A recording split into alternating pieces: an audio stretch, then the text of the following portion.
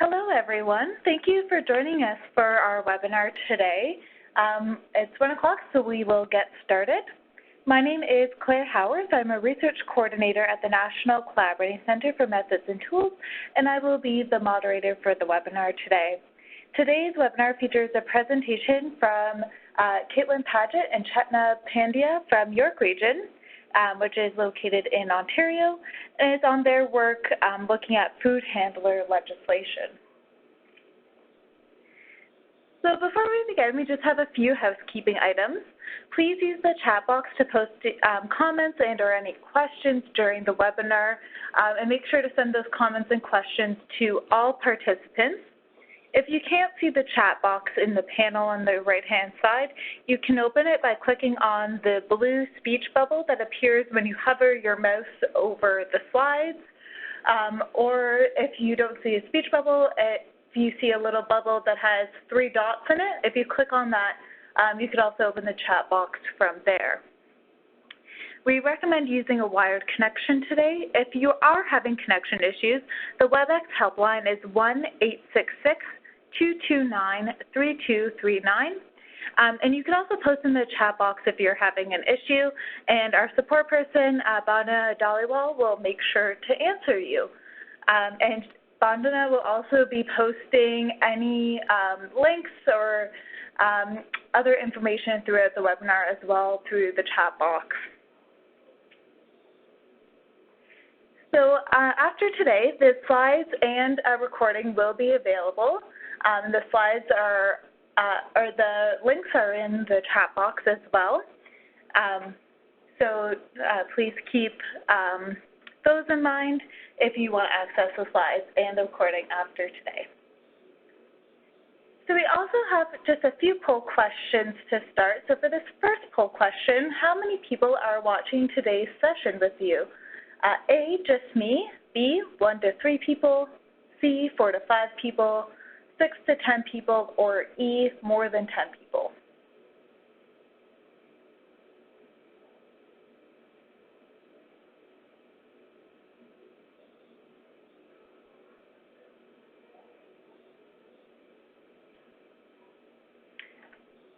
Okay, thank you to everyone who answered. We're going to move on to the second question here. Have you visited the NCCMT's website before or used its resources? A is yes and B is no.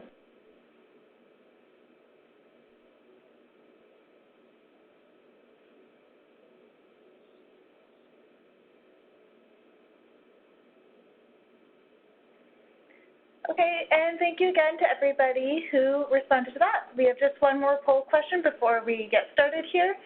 If you stated yes on the previous question, how many times have you used the NCCMT's resources? A, once, B, 2 to 3 times, C, 4 to 10 times, or D, 10 or more times?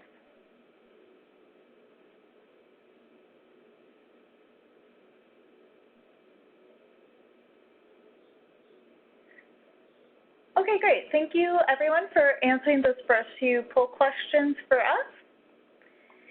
So our webinar today is part of our peer-to-peer webinar series, where we share stories about how people have used evidence in public health practice in Canada.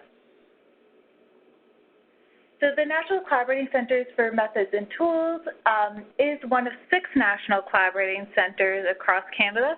We are hosted at McMaster University in Hamilton, Ontario, and our goal is to support public health professionals and organizations with integrating evidence-informed decision-making into their work.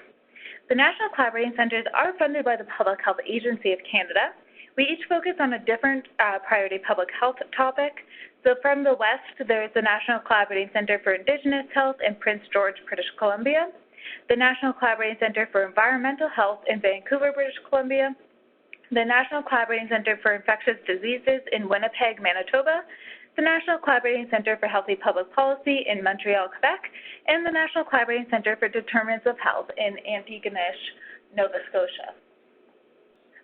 So back to the National Collaborating Center for Methods and Tools, we have many products and services to support public health professionals in engaging in evidence-informed decision-making.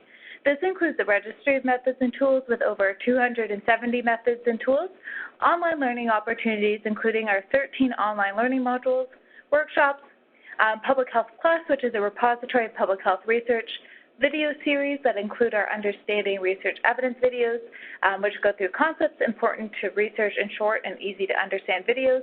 And we also do networking and outreach. So if you ever see us at a conference, please come and say hi. We would love to chat with you. So as I mentioned before, this webinar is part of our peer-to-peer webinar series, which is based on our evidence-informed decision-making casebook.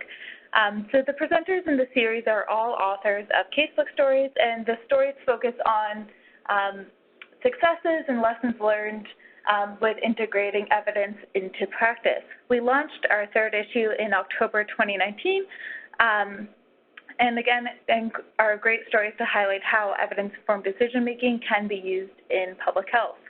There is a link on the slide that will take you to the main page where you can access all 3 issues of the casebook, and is also in the chat box. So we're very happy today to be having Caitlin and Chetna joining us from York Region in Ontario. Caitlin is an epidemiologist who has been working with York Region for 9 years. She works closely with the public health inspectors on a diverse portfolio that includes food safety, safe water, and healthy environments, lately with a focus on the public health impacts of climate change. Chetna has been working with York Region for 11.5 years and has been a senior public health inspector for the past 7 years with the Health Protection Division or Public Health Branch. Her portfolio in the food safety program includes risk categorization, inspections, and food recalls. She holds a degree in applied sciences from Ryerson University and health sciences from the University of Western Ontario. Chetna strives to ensure that she performs at a level that best delivers the food safety program. And with that, I will pass it over to our presenters for today. Thank you. Wonderful. All right, so this is Chetna. And hi, I'm Caitlin. So now you know our voices. So yes, this is York Region's casebook story. There we go. All right, so we're going to start off with what is food handler certification, or I may interchangeably call it FHC throughout the presentation, and why we offer it. So we are mandated to offer or provide provide means for training. So from the Ontario Public Health Standards and Food Safety Protocol, and again, these were the ones that we worked off when we were going towards the bylaw, was that we needed to promote at least one certified food handler be present at the premises during all hours of operation for all high and moderate risk food premises. In addition, in 2002, there was the Haynes report that also recommended that the food premises regulation adopt a mandatory food handler training or certification. Some background information on York Region's program is that about 8 years ago, the ministry had standardized the food handler certification content based on a gold standard. From this, York Region took the material and we put a York Region flair on it. What we wanted to also do is we wanted to make sure that the minimum content was covered in our one-day workshop, which includes role of the Board of Health, public health legislation, food safety management principles, safe handling, preparation, and storage of food, food handler hygiene, food premises sanitation, design and maintenance, and prevention of food allergies, incidents, and response. Again, with this, working with the ministry, there was a subcommittee, and we worked towards a standardized exam. So in order to become certified, you needed to pass a 50 multiple choice question exam with a minimum of 35 or 70%. Now, I no longer look after the food handler certification program, but when I started in 2012, we had approximately 2,600 people go through the program, and by 2018, we had more than 5,000 participants go through it. So that's where we are today. Now, there is no I in team, so we had various disciplines that made up the team as we worked towards our bylaw. And this included our food safety manager, our epidemiologist, which is Caitlin, myself as the senior health inspector. We had our food handler certification committee, our operators and owners, and health educators. Oh, yeah, I'm taking to the next slide. Sorry, guys, I was slow. It was our story is best told potentially, and talking about the different decisions throughout the larger project. And so from this, we're going to start off with our pursuit for the bylaw criteria, unintended consequences, the implementation for the bylaw, and adapting to the new regulation. So throughout the presentation, we're going to be using the NCCMT's model for public health expertise and the different types of evidence to consider. And as Chetna talked about, we are thinking about this sequentially through multiple decision points in the larger project, but that this was an enormous project. And actually, as we were writing it up for the case book, it was really interesting to sit back and reflect on all the work that we did and all the different types of evidence that we considered. So we have this model, and we'll return to it through the presentation just to talk about the balance of evidence, because there were some decisions that were based more on research evidence, others that were based more on community and political preferences and actions. And for each one, we were trying to synthesize the most relevant evidence for the decision that we were facing. And this is a multi-year, ginormous project, ginormous being a very key word here. We will be talking about a bunch of different types of evidence throughout the presentation. So the first decision was the biggest decision, and it was the decision whether or not we should pursue the mandatory food handler certification bylaw. And at that point in time, food handler certification was available, and as Chetna mentioned, we had to promote it, but we didn't have to mandate that all food handlers take it or that all premises have somebody certified. So the question that we were looking at is this something in York Region that we should be promoting and that we should be making mandatory through a bylaw? And so our first step was to really consider all of the available evidence, and we thought, okay, great, let's look at the literature, let's see what's out there, and let's see who's answered this question for us. So that's where we started, and then it ended up being we had to look at our own inspection database and our own local information that we had about the health issues or about the food safety outcomes related to this. And then we also were looking at the community and political preferences, particularly York Region residents' preferences. For this decision, resources wasn't as big of an issue, and it wasn't something that we considered as much, mainly because we had a really robust food safety program and we had a really robust food handler certification program, and we knew we had sufficient resources. So really the question was, what is the available evidence and what does it say? And does food handler certification improve food safety for our community, and does it reduce the risk of health hazards? And what could we possibly know about that? So as I mentioned, we started to look at the research, and we went to the academic literature. We did a systematic search with the help of our librarian here at York, and that came up with there was no evidence really available about a mandatory bylaw. So there was nothing out there that was published to say pre and post a mandatory bylaw, this is the effect of a bylaw in particular. So instead we changed our search terms and found some strong review information about the impact of food safety training and how it relates to improved knowledge and practices, which definitely meshed with some of our anecdotal information internally, that we did have the experience of watching food handlers go through the certification program and watch them improve their food handling practices in their own premises. And premises being the word for a food safety facility, restaurant, or grocery store, or anything. Sorry, it's a little bit of a weird lingo. Chetna's looking at me because the inspectors all say premises all the time, and as an epidemiologist, I had to learn the lingo a little. So we also looked at other available research. So we went into the gray literature and we looked at all of the local health units, and we did an environmental scan as well about all the Ontario health units to see who had mandatory bylaws and who had done any research in this area. PL Public Health had conducted a rapid review, and they concluded that there was a lack of evidence around this. And this is a pretty consistent thing with the public health inspectors, is that most of the work is mandated through regulation, and there's not a lot of information out there in the literature to say,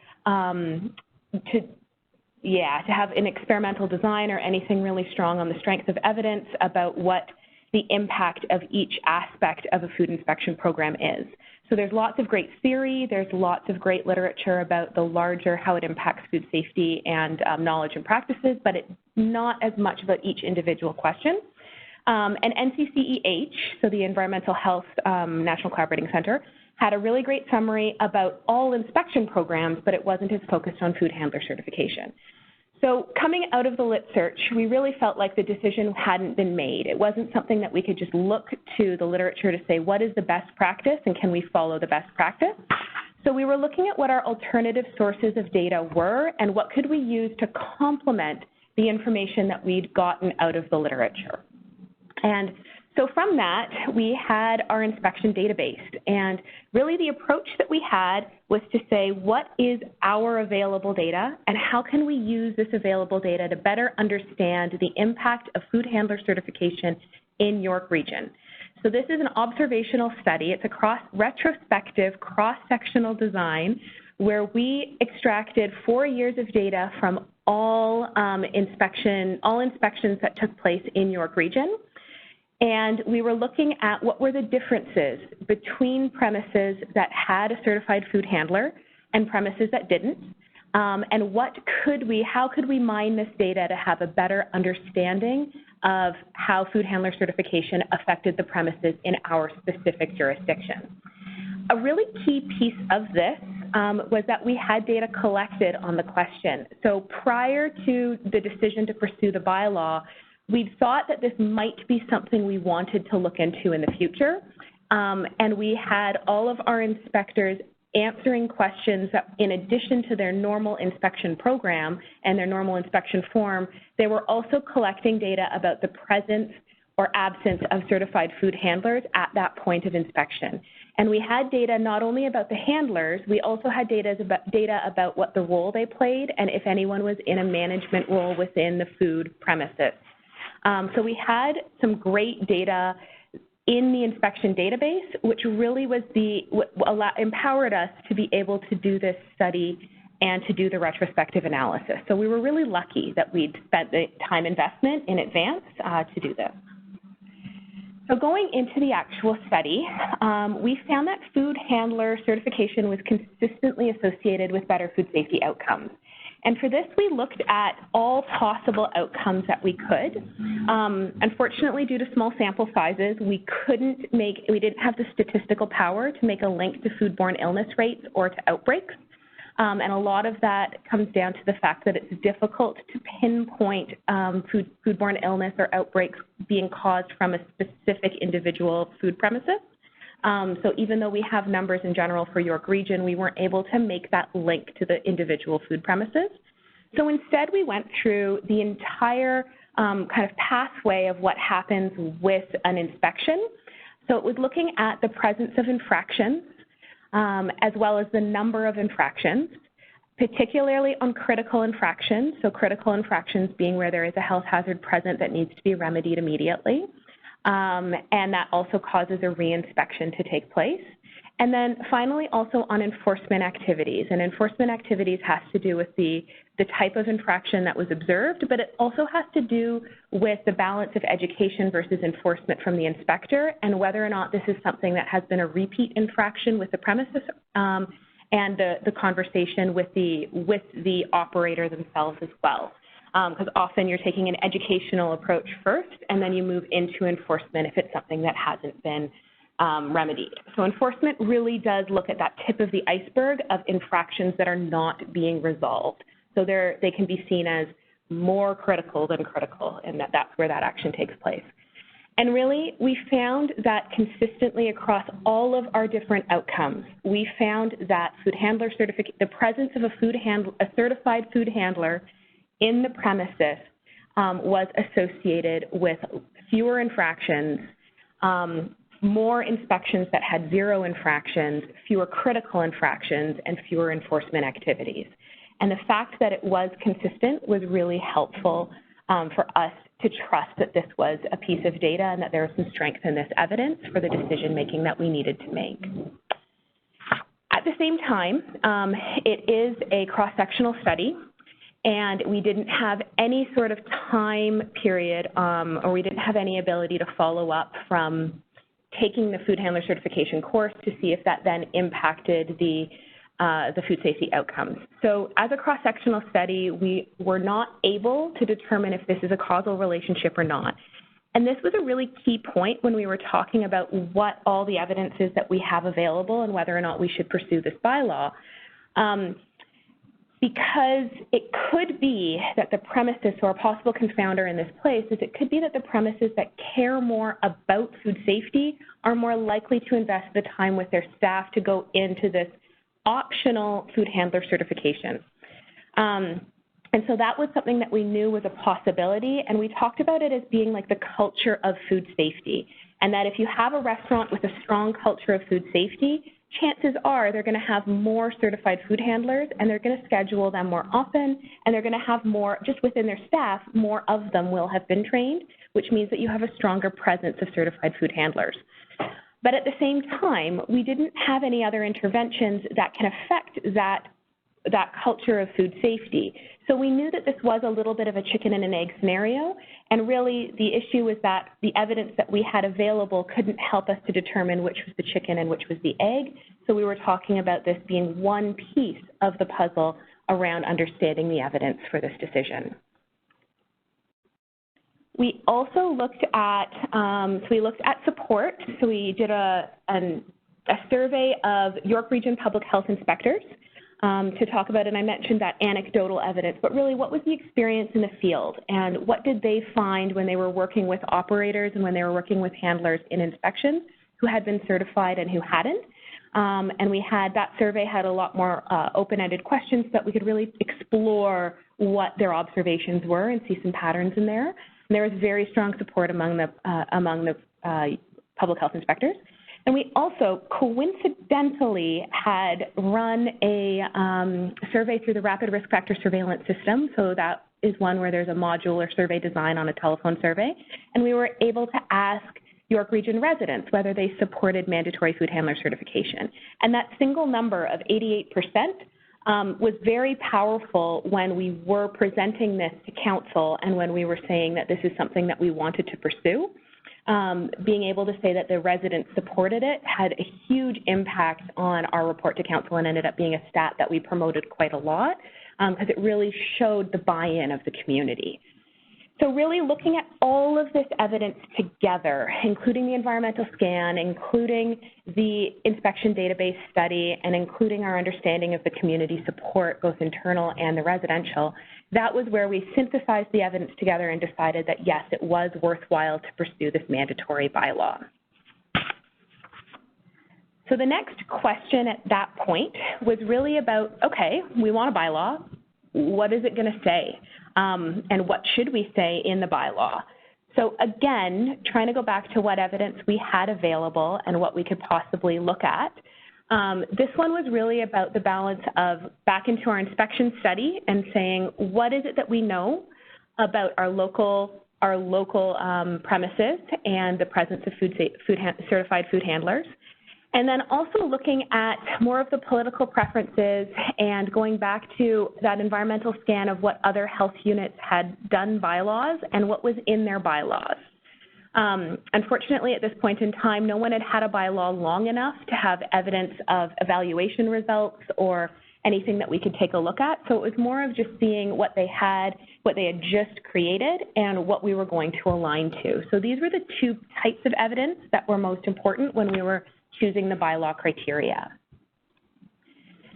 So going into that inspection study again, and this is where I feel really lucky that I had this kind of data available because this isn't something that was mandatory as part of all of the inspections, but that we had information about who was certified as well as were they certified at each inspection. So we went back into our 4-year study period and our census of all of our food premises in York Region, and we tried to really slice and dice what the differences were. And there were two key criteria that we were trying to understand better. We were trying to understand the role of the certified food handler and whether having a certified manager versus, so a manager being an owner and operator, or just someone who's holding a management role within the restaurant business or the food premises business. And then also the handler, so someone who is actually handling and preparing the food. And those two roles were where we had data, so how did that help us understand the impact of those roles? And indirectly, this also can speak to what's going on in the food safety culture at the premises. And then the other piece that we wanted to understand was how often people were present. And it's almost measure of scale of how much food handler certification was present, certified food handlers were present within the kitchen. So for that, all we really had was looking at our inspections. Each inspection is a single point in time. How can we string those single points in time together to have an estimate about the scheduling within the premises, and whether they have someone present at all inspections or half the time or rarely, or is it once and then they never have somebody again? Because the other issue to understand within this community is that staff at food premises are quite transient, and there is a lot of changeover in restaurants. So looking at this, we saw a really clear gradient that the stronger presence of food handler certification was definitely associated with fewer infractions, fewer critical infractions, and then the other one in here is just an estimate of the average number of infractions that were found. So we were able to take a look at the premises that had no certified staff. So at the bottom of this table, those were the ones that at any point during our study period, there was no evidence of certified staff. So it was really about stringing those inspections together to get a more complete picture of what's going on at the premises. And based on this, we thought that there was value in taking a look at that management role. And we also thought that there was value in having staff present at all inspections and that kind of scheduling aspect. And those are the two key pieces that we were trying to take a look at the data for. Okay. And now Chetna's going to talk about so making the most of the 8 bylaws. So Caitlin has touched upon that, yes, at the time when York Region was working towards it, there were already 8 currently. And so by that environmental scan, we were able to review each bylaw and have a better understanding of what the expectations were from them. And I want to say thank you to all 8 because they were all receptive when I called. They were more than happy to provide information and their insight. When we went through the bylaws, we were trying to figure out where do we best meet York Region's needs. And we found that Niagara and Toronto were pretty strong, and we found that Niagara best aligned with York Region. So just from the previous slide where Caitlin was talking about the information that was gathered by having, an operator certified, having a food handler certified, Niagara had that component in their bylaw. They also looked at having only high and moderate risk premises that this bylaw would apply to. And though I mentioned here just Niagara having that transition period, it's actually a lot of the health units had that transition period. We knew there was going to be no way that we're going to have the majority of our premises go through certification in, let's say, 1 month, 1 year. So we knew that we had to do this gradual and had the buy-in from the public as well.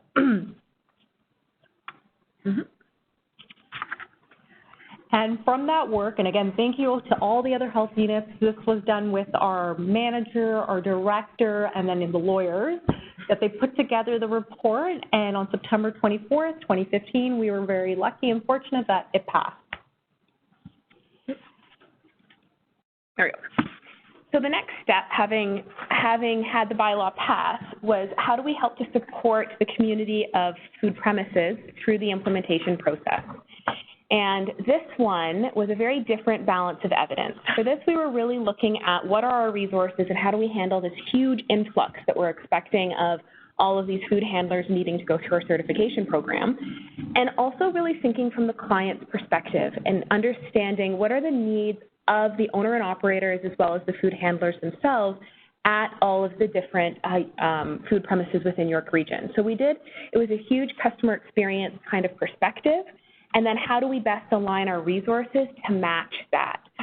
So this one had less about the community health going into it as well as the research evidence. The balance on this part was really more on the practical side of how do we implement this bylaw. And so knowing that we were working towards a bylaw, even before we started working on the our inspection database information, what we did was we did a phone survey, and we contacted premise owners and operators that didn't have anyone certified at the time of their previous inspection, and we wanted to basically figure out what's preventing you. What can we do to improve our services to you? And where we could, some of them said, oh, I got busy, I forgot. Where we could, we registered them right on the spot. That was great. Where we couldn't, it was more like, well, what are we doing? Not to say wrong, how can we better assist? And we found that we needed other modalities in how we provided our course, our program and improving the scheduling. So at the time, we did offer workshops. We offered what we called at that point our self-study. Really, it was just a time to come in and write the exam. We didn't have an online learning module component, and we were working towards that as we were making these phone calls, and so that's what was in place or being put in place. And the other thing was for our workshops and our self-study exam sessions, they were only offered once a month per of our offices. We have 5 offices at 9 in the morning. And we found that that time didn't work for everybody, so we implemented afternoon and evening exam sessions. And same with their workshops, we offered them on the weekends. Again, they were offered in the offices that were the most populated or where the registration was more or less full every time. And so whatever they needed, we were trying to find means. The other things that we were doing at the time, we were creating our online registration system. So initially it would be more someone would call, they would talk to one of our administrative clerks and register that way. And we said, you know what, let's move into the century of where we've got computers, we have them, so let's use them. And so we created the online registration, and we transitioned into a smoother process for those that still wanted to call in. And so they were using our Access York phone line where they needed to talk to someone. I mean, the other thing also was that at the time, even before we had transitioned, we had our exam or our workshop offered in different languages, and we were fortunate, and still are, that we had staff that spoke Cantonese and Mandarin. So we were able to provide, again, supporting another pocket of or community or population, as well as offering the exam in those languages as well. So I mentioned earlier the phased-in approach that most health units had, and that is definitely something we were looking at as well. So again, 2014 is when Caitlin was pulling all the information, assessing the evidence, we're doing the environmental scan. 2015, we go to council, we get passed, that's awesome, and now it's how do we make sure that we get everyone certified. In 2015, so September, up until December, we did a big push on promoting and educating the public that, hey, there's this bylaw out in act, or it's in place, and it's going to impact you. How is it going to impact you? So what we had done, or the process was that we incorporated stakeholder meetings, letters, just so they were aware. What we did was in 2016, we did an education year for high-risk premises, and in 2017 is when we educated. Our moderate-risk premises, because we have more of them, we gave them a 2-year education, so 16 and 17, and then in 2018, it's year 2, or we did our enforcement. Now I'm going to take a step back because you're probably all asking, what is a high-risk or a moderate-risk premise? High risk does not mean that it's a bad place, you should never go eat there. There are factors that are involved, and based on that, these are places that are more likely to have a foodborne illness compared to a lower-risk food premise. So the operational approaches for food safety guideline, that's the current name of the document, it outlines what a risk categorization is. And the purpose of this is for food premises to prevent or reduce foodborne illness attributed to food premises. Now, food premises don't all present the same potential risk of causing foodborne illness, so having a standard approach to the risk categorization is necessary, especially for the inspectors, so they can appropriately focus on those premises that have the higher level of risk. And the risks are based on factors, so profile factors and performance factors. And they're all weighted, and based on that weight or that score, that'll then determine how often you're doing that inspection. So the high risk, again, it's 3 times a year, and then moderate risk is twice a year is when we're going in and doing the inspections.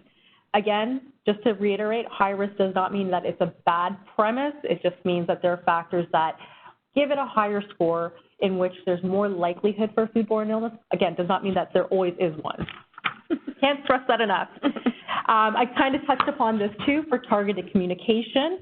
Again, we did those stakeholder meetings in in October, once we knew the bylaw had passed, and we wanted to make sure operators or owners, food handlers, they had their voices heard. And we wanted to have an open forum where we basically said, here's this bylaw. What do you, like, are you confused? Do you have questions? Is this going to impact you? It was a great opportunity to also connect and work with our community. We also sent out emails and letters not just to the premises that were impacted, we did them to all of our food premises in the region, just so that they were aware.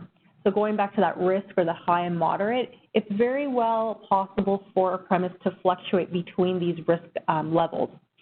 And for that, we felt it was important to notify or inform everybody. We also had postcards, so our inspectors were great. They did the one-on-one education. They provided the postcards. They walked the operator through the bylaw in a way that they would understand it, because if anyone who reads bylaws, legislation, they're fun. Anyway, so our inspectors were awesome in educating the operator. We also did local advertisements, making sure, again, we were advertising in newspapers that this is what is new. And then we also did reminders in advance of the bylaw. And like Caitlin mentioned earlier, it wasn't like a one-day, one-month project. It's been all throughout. So in the beginning, yes, the focus was everybody. Then we were focusing specifically on our high-risk premises, getting the information out, making sure that they were aware, especially when we were getting near the end of year one and going into that enforcement year. And we did the same thing for a moderate. So again, the similar steps were done all throughout. The other thing I was going to mention, and that's it. Sorry. Oops, skip the slide. Yeah.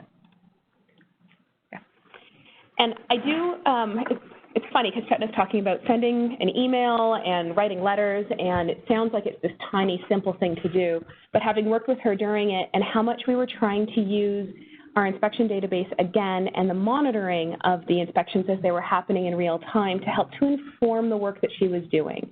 So this is a quick graph that kind of shows what's going on and how things changed over time, and that we were able to bring our food premises into compliance with the bylaw. What it doesn't show is how much work. Like I look at this and I'm like, oh, 2016 it looks like there was no change, but that's looking at 2016 as a whole. And that was the year where we were constantly, iteratively checking in on what was happening in the food inspections. Were they getting somebody certified? Were they registered for the certification course? Were they not? What was going on? And then continually updating the communications so that we could send more targeted communications back out.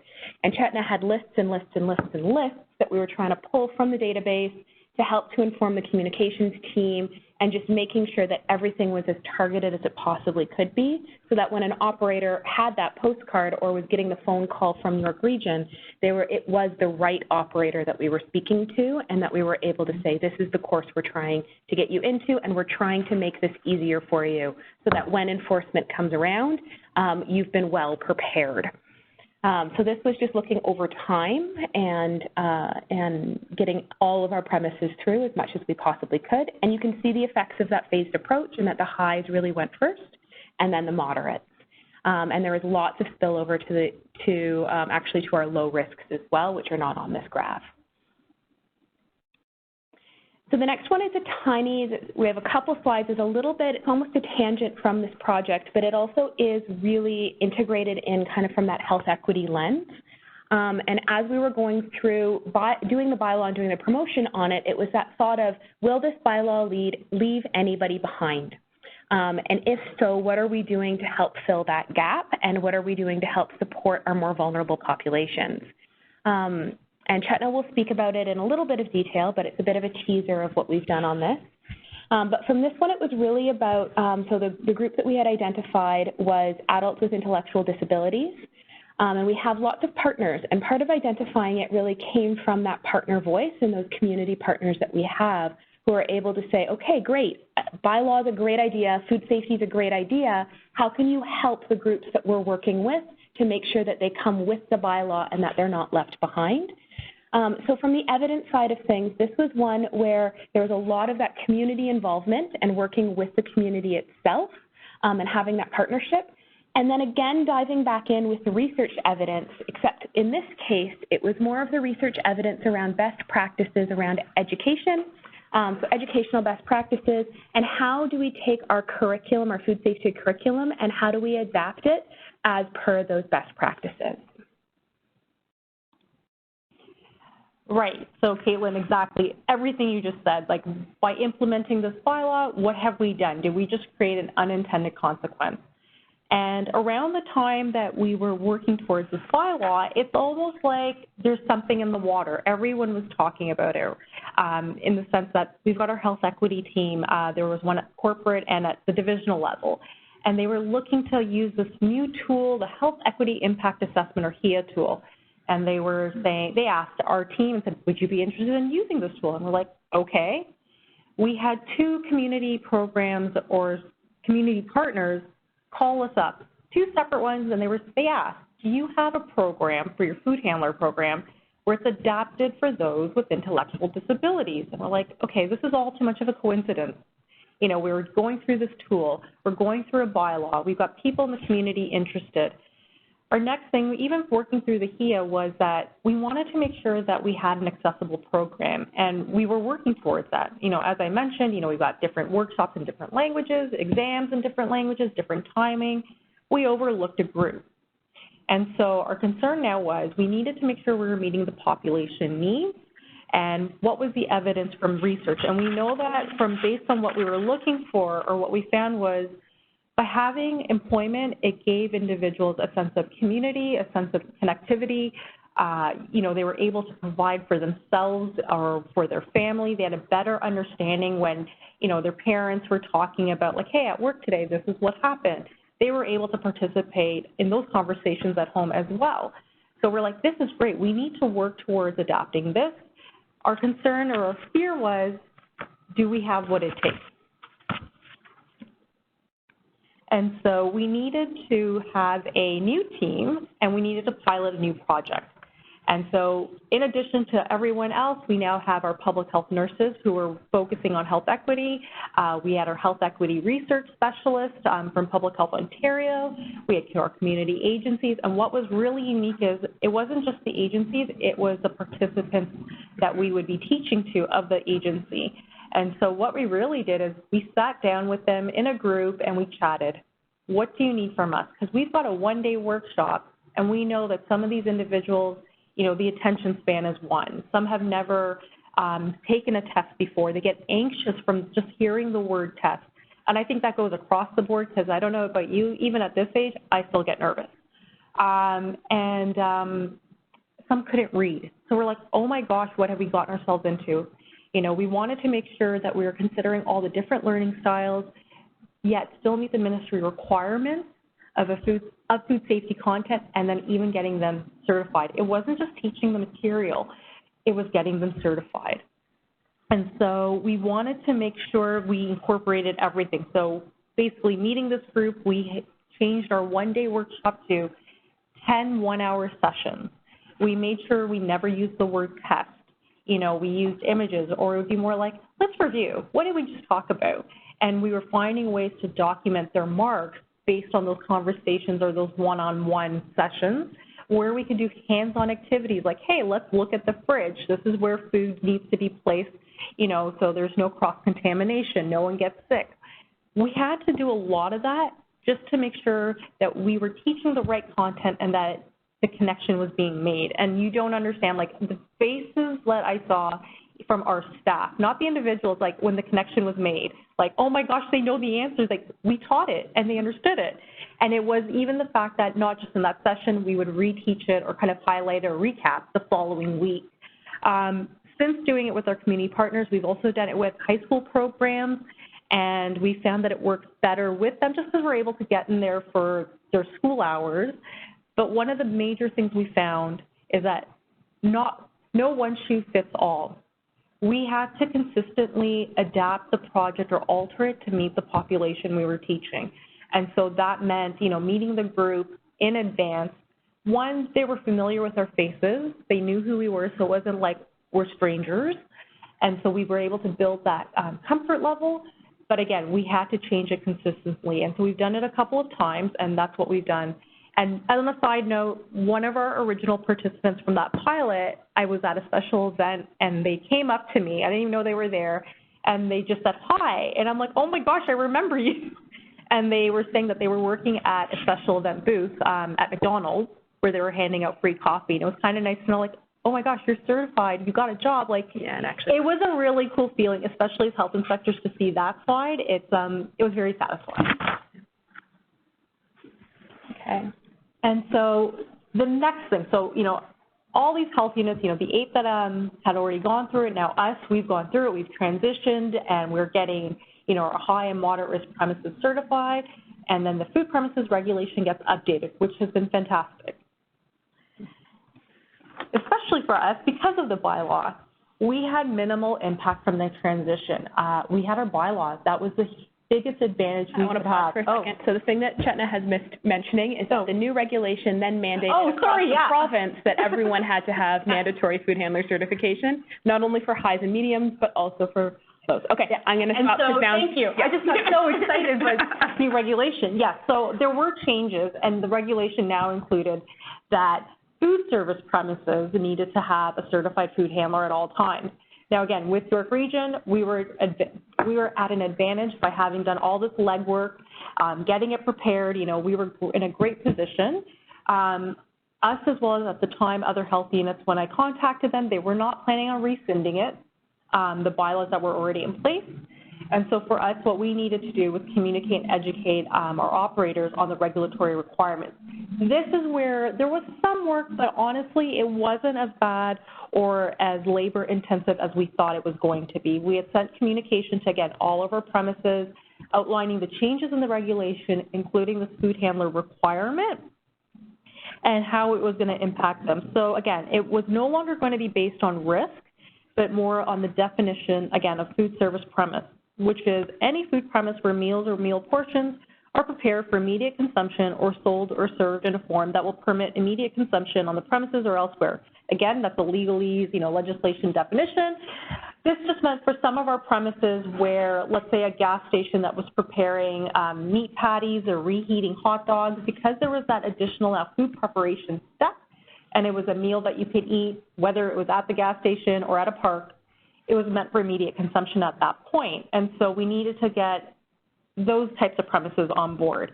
And again, it's been a really great working relationship with this education for the past 5 years, I guess, or maybe even longer, that we've been fortunate that the regulation, as great as it is, we were fortunate that we did all the legwork beforehand. We weren't scrambling to get all these premises or operators certified, and it made it a lot easier for them too. Yeah, it did. So yeah, and so that's where we're at now, and we're just looking forward to the next steps, really. Yeah. So thank you. That's it. Great. Okay. Thanks, Caitlin and Chetna. So we've got a few minutes for some questions. So if you have any questions, please send them into the chat box to all participants. I have one that I like to start with usually is, my question is, are there any lessons that you think that you learned that you think could be applied to other areas across the country? So just thinking about we're a national organization and there might be people listening from other spots in the country. What would you tell them for some useful lessons? I feel like the biggest thing for us of how just the multidisciplinary team that we needed to put together for this, and how complicated, like it seems simple to say, yes, you put the evidence together and then you magically get a bylaw and everything is better. But just regardless of what the content of that bylaw or the policy change that you're looking for, the different types of evidence that have to fit together. And I know I spoke about just the support from York Region residents as being a really key factor for us. Another really big one for us was having that local data. It really sings when we're able to say, this is what's happening with York Region restaurants. This is what's happening in our communities, and this is what we're seeing. And that definitely resonated really well through all of the decision makers that we needed to get the bylaw passed through, as well as even with the community when we're able to say this is why we're doing it and this is the evidence that we put together as we're working one-on-one with those community members and community partners. I would also like to add that doing that environmental scan and working with the other health units, just getting their feedback on everything possible. So same thing, was there any pushback from your operators? Did you have a hard time? What were their challenges? And so being able to learn from collaborating that way, it helped a lot. And it was reassuring, and especially in this case, was there any pushback? And it's like, yes, you have your handful of operators that they're not a fan of it, and that's fair. but overall, they were receptive, right? And that's the same thing. Our operators were receptive and our community, right? Definitely. Yeah. Great, thank you. I just have one more question. So I found it really interesting how you kind of noted the timeline and that it, from like beginning to implementation happened over several years. So I think that's really good to note that this isn't something that happens overnight. But did you have any key lessons or learnings that you can share with us about how you kind of kept up momentum internally, considering the long time of the project? It's funny you say that. So, like, even as silly as this may sound, in that first year, we did a contest with the inspectors, and it was something like, how many inspectors can get operators signed on the spot? And we gave, like, you know, there was a prize and everything, but it was that motivation, like, oh yeah, I want my operator to go get certified because, one, listen, it helps the operator, it helps the inspector, and yes, there's a prize involved with it. I mean, and the greater thing is actually the community, right? The public that's eating there, it's reducing that chance of foodborne illness because they've learned the knowledge, right? But I know that sounds silly, but we've done stuff like that. It was great. We had our director, our medical officer of health, and our manager. It was a continuous push, like they were behind it from the beginning. And so the support was there, whether it's like, again, something as silly as a contest, having that outreach or communication to the public. And again, the education wasn't also just to the operators. We did something within the media or, social media, as well as like movie theaters, educating the public, like, hey, did you know that it's mandatory now for your operator to be certified when you go out to eat in York Region? So now it was also educating them. So it's like saying, yeah, and it's like saying we're taking your, you know, the data, that 88% data, saying we're listening to you. It's now mandatory. So there's that, I guess, connecting or closing the gap or closing the loop, right? So I think the only part to add to that is also just that because it was a larger team and that we had different, that whole multidisciplinary kind of aspect, we were each pulling harder at different points over that many years. So I was more involved earlier and then less involved in the implementation because I was focused more on that data side, and I was really involved in the report to council and getting all the evidence summarized together. And then Chet and I was like we were passing the baton between everybody in the team, pulling in the SDOH nurses when we needed them, pulling in the communications team when we needed them. And that definitely helped keep up the momentum and mean that we always had fresh breath to join in on the project and to help get excited about it and remind us why we were excited about it, even if it was a couple years in. But yeah, this is definitely a lengthy process. Thank you. So we have one question that just came into the chat box. Can you speak more about the self-study and then changing the exam? And did you allow this for languages other than English? Right. So for our exams, even before that, there was a gold standard and everything, York Region had exams that were translated in Italian and Chinese at the time. When we went through the transition of then coming out with that minimum content or standardized content from the ministry, with that exam that the ministry then had, we took it upon ourselves, knowing what our population was in the region, and translated the material. Now, at the time, and I think I forgot to mention, we also got the manual translated into Chinese, but as well as Tamil. It was another language that was spoken within the region, and we didn't want to, again, we wanted to reach as many people as we could, right? And so we did allow for other languages. So what I don't know, remember if I mentioned them, but it was Tamil, Chinese, Farsi, and Russian, and then slowly we added Korean. And where we could, I mean, again, we were already trying to accommodate anyone that came in. So if someone came in and said, I have test anxiety, I need an extra half an hour. Okay, we'll give you the extra half an hour. I need the exam in, let's say, Gujarati. So totally different language, but it's like, I don't have that translated. But it was more, you're more than welcome to bring a friend or family member that can assist you in translating it from English into that language. So wherever we could accommodate, we could. And where we have the exams, we made sure we provided. But again, they were all the ministry exams. that were translated. And one of the pieces in York Region, just being a very diverse community, is that we have strong expectations from the community that we're going to be doing things in as many languages as possible. But one thing that, even as Chetna's talking about translating into Tamil, for example, it's not necessarily what we have. Like, we have great census information talking about the residents that live in York Region, but that's not necessarily the same prioritization of languages that we would for the food handlers. Yeah. So it was almost using a different type of evidence to support those decisions, and really connecting to that experience in the field to say, who is speaking what language in the restaurants, and how do we help to get the right languages out there so that we're supporting the community and are really meeting that local need. Especially knowing how tied it is to employment, and that having it translated is definitely a key priority. Right, and I think at the time, I believe, I don't remember which restaurant association, but it had mentioned that Chinese and Tamil were the top two spoken in the restaurant industry. So at least we could capture some of it, but like Caitlin said, we used a different approach for the other languages, and we went from there. Actually, good question. From our online registration, there was a comment in there saying, like, what other language do you prefer to read and speak in? It was also there so we knew, what are we missing? Yeah. It was to help plan for the upcoming years.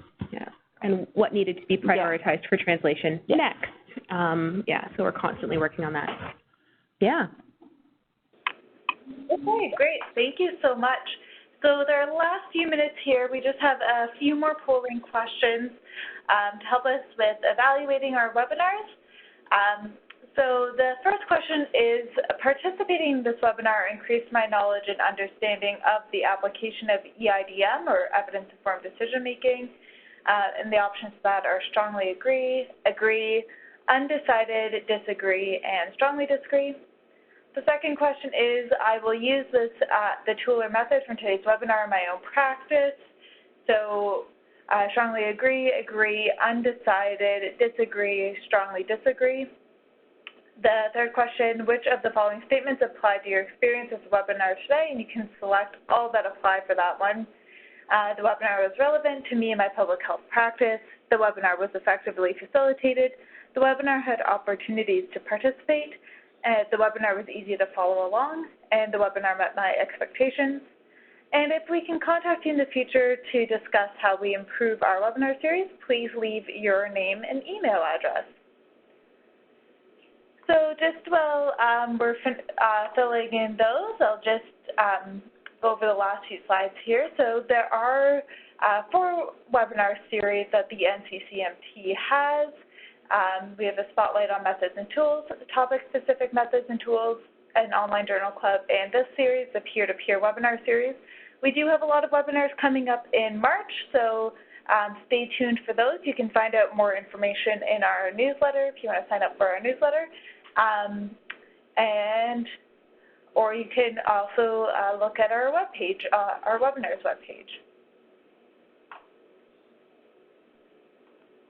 Okay, and I just want to say thank you again for everyone for joining us today, and to Caitlin and Chetna for that great presentation. It was really interesting and a lot of great learnings there. So with that, we will end the webinar today. Thank you, everybody.